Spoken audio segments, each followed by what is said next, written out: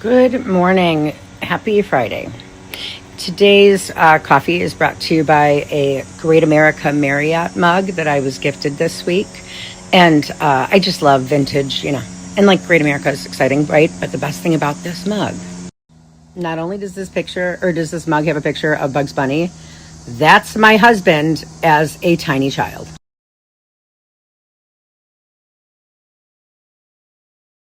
This is the dopamine and energy I'm looking for these days. Like, thank you, Aunt Norma, for holding out of this for so long, and then the Fielder family for gifting it to me. Yes, this will come out every year on his birthday, if not every day, but in between. I was just going to say that I've been running myself ragged, but that's not necessarily true. Where, like, all summer long, you guys saw me run myself ragged in this, garden.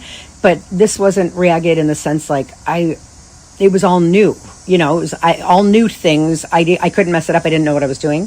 Where it's like all the stuff inside, though, I physically ran myself ragged in the garden, but I am working through what organizing inside is doing as far as running me ragged mentally, like not emotionally. It's just I know I'm looking out for time bombs, but like the mental organization and like what to do next and how to work smarter, not harder, and like all that stuff. Like, I am running my brain ragged, or at least it's running me ragged because, oh God, it just goes.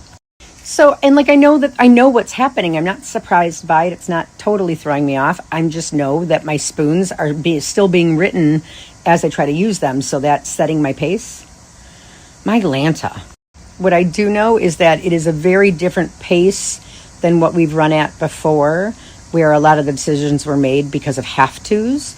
And now a lot of decisions are being made because of not only has our situation with 3 kids that are adults now and Grayson finally in school and not needing a therapy room and, all these different things. It's like, okay, what do we need versus what do we want? Okay, then my brain goes for a fucking race, right? So it's taking the time to go through this process is very different, but it's not enjoyable. Like it's not going forward. It's going well. It's just a lot to wrap my head around. And I have the little trinkets at the end of the string for after we're done organizing inside and getting me more settled. Like once I get the workshop settled, I can work in there. But then it's the rollout of making sure that I didn't just shove everything in the living room or in closets. And then I'll be able to work and be able to close the door and walk away from it because I'm a workaholic. We're given the choice between eat, sleep, rest, work. If that idea of work, like what do we got to do? Like, can I complete that task today? Because then I don't want to do anything else but close loops and complete tasks because it feels good to not be pinned, right? So I have to make sure that I pace myself because it lights my brain up and I want to go, go, go, right? Today, I have to be like, okay, I want to go, go, go, but how do I make it so that I don't get frustrated that I just went? Let's work smarter, not harder, and slow the hell down. And the emotions of what this week is, right? September 11th, I touched on it yesterday, is heavy for a lot. Is for a lot of people. But it was also like Bobby Bill the cat's birthday. It was also the day we lost my friend Jason last year. And I think that that's where yesterday was just going to be a day of like, yep, we're just going to make it through, right?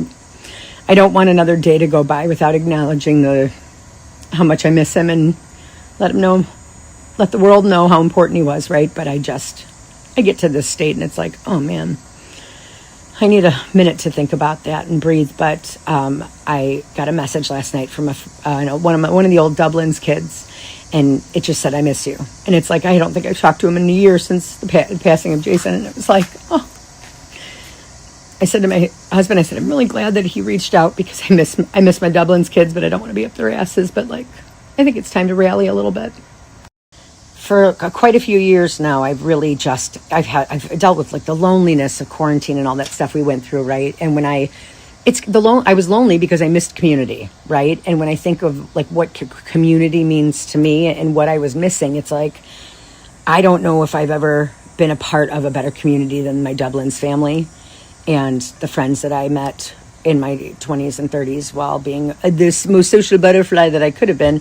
it's like we built some bonds that have stood the test of time, and I miss them. And like, I really missed that. And I hate that it took a friend's passing to get us together last year, but I do know that I don't want to let that be the narrative of the community I miss so much, and the friendships that really help build who I am as a person, right? So it's like when somebody just says, I miss you, it's like, oh God, like I was okay until then. Yesterday about Jesus.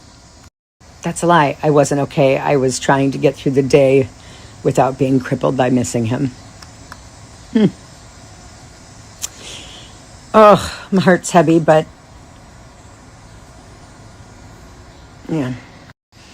I know that there's friends of his that miss him so much more than I do, right? Like, when you're a special person, everybody's going to miss you. But I think where my emotions and my heaviness is that it was really hard to hear that he was missing.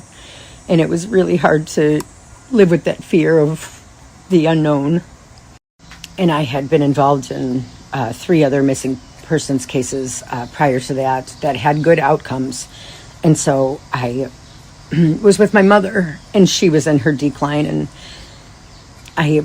she had asked me what was wrong, and I had told her that Jason was missing, and I had gone back to my expertise of like, situations like this happen, and they found out early, like they knew early that he was missing, so they're looking for him, and like tried to be so positive, and like, and my emotions are because I'll never forget her face or the sadness in her eyes when I told her that he didn't make it.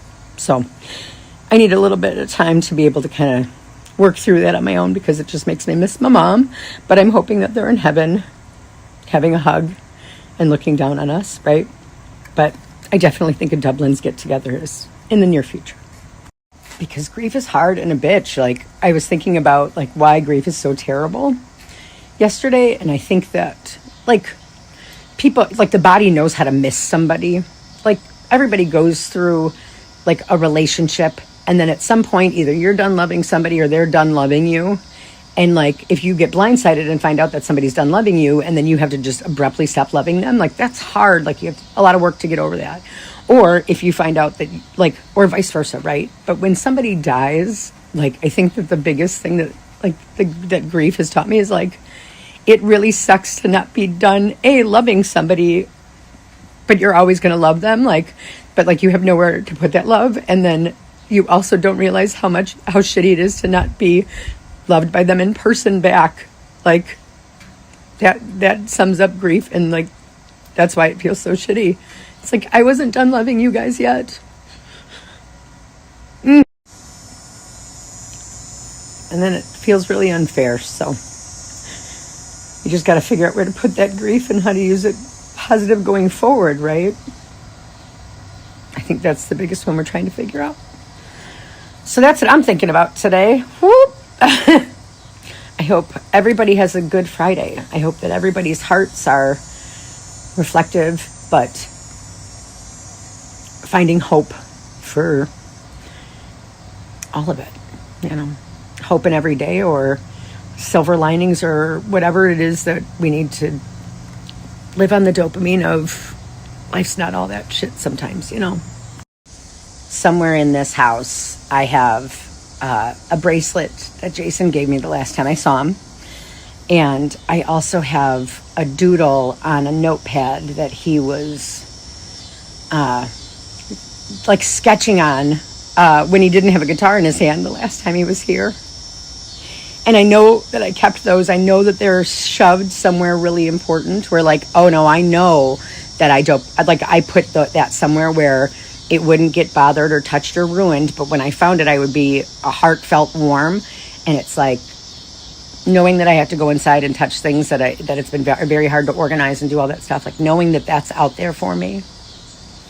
I'm going to take that as a little thank you for the reminder that that's there, and I have something to look forward to that's going to warm my heart when I find it. And I'm going to frame it and put it in my office, so I'm a little less pissed about having to clean things today. And how do I say this? Today could not feel more like a September 12th, right? Where everybody knows what it feels like to feel like on September 12th, where you're like shocked and grieving and sad and what the fuckeries, right?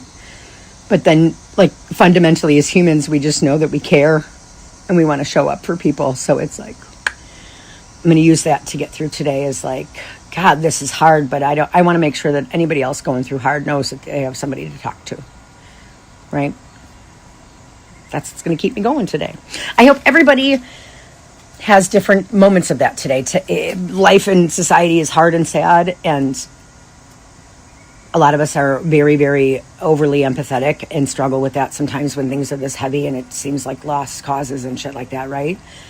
But it's finding the silver linings, or the little things of like, I can't wait to put on that bracelet. I hope everybody, if you can't find your bracelet today, like your little dopamine ball that's going to give you the good feels, like even if you don't find it today, I hope everybody has that little something at the end of the string that they know is going to make their day brighter, right? That's what I hope everybody has today. All right, happy Friday. Great American Bug.